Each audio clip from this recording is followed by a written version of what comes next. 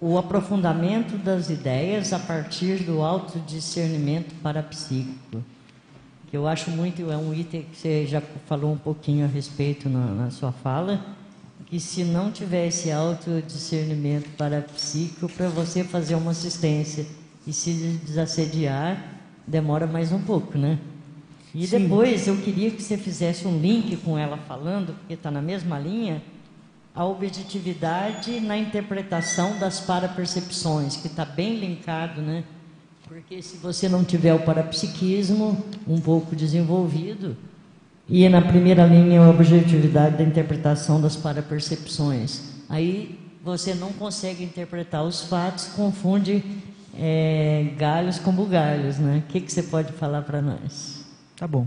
Vamos começar pelo que você perguntou primeiramente aqui, do aprofundamento das ideias, né? Eu vejo o seguinte, ó, a pessoa pode ter, às vezes, muita facilidade de abstração. Então, ela pode abstrair, ela pode elaborar lógica, ter ideias fluindo na forma de pensar dela. E, muitas vezes, essas ideias elas podem ficar superficiais se ela não tem algum nível de vivência nos processos, principalmente multidimensionais parapsíquicos, né? Então, eu vejo que essa relação entre o aprofundamento das ideias em si, ele tem relação com essa conexão maior com esse fluxo mais homeostático daquela ideia, com aquele Lopensene mais positivo. Então, quando a pessoa começa a conectar as ideias que ela tem com algum nível de percepção extrafísica, extrasensorial, né, que é o próprio parapsiquismo em si, a tendência é que aquilo vai aprofundando, ela vai conseguindo com isso ter inclusive uma fluidez na pensanidade dela.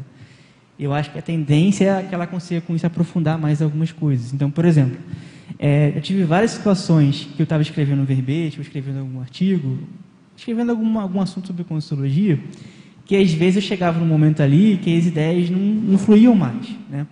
E o que eu fazia? Eu comecei a trabalhar a energia, né?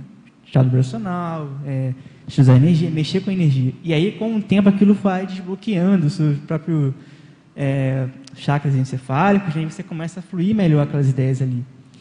E esse aprofundamento teático começa a aparecer. Por exemplo, a pessoa vai lá, trabalha com energia, daqui a pouco ela vem na tela mental dela uma lembrança que ela tem de uma experiência que tem tudo a ver com o que ela estava trabalhando naquele verbete ali, naquele artigo que ela estava escrevendo.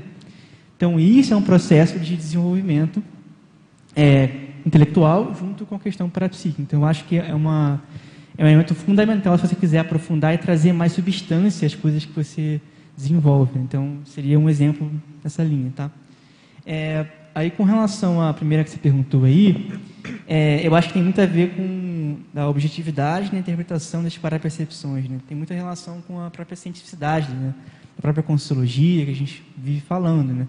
Então, a ideia da pessoa tratar as parapercepções como parapercepções, né? Então, percebi uma coceira ali na cabeça, e às vezes não já interpretar aquela percepção como algum conteúdo meio que já viciado, né?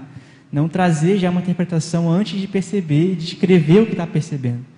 Então, essa objetividade ela tem relação com você conseguir descrever com mais crueza, vamos dizer assim, as percepções que você tem. E na medida que você vai tendo mais substância de acúmulo de dados, você começa a ter uma noção melhor do que aquilo pode significar, né? Então, eu vejo que nessa linha também a gente começar a ter um pouco mais de cientificidade nessas parapercepções, que é algo que é necessário para a pessoa conseguir trabalhar com o próprio discernimento que você perguntou na anterior, né? Eu acho que tem tudo a ver com isso.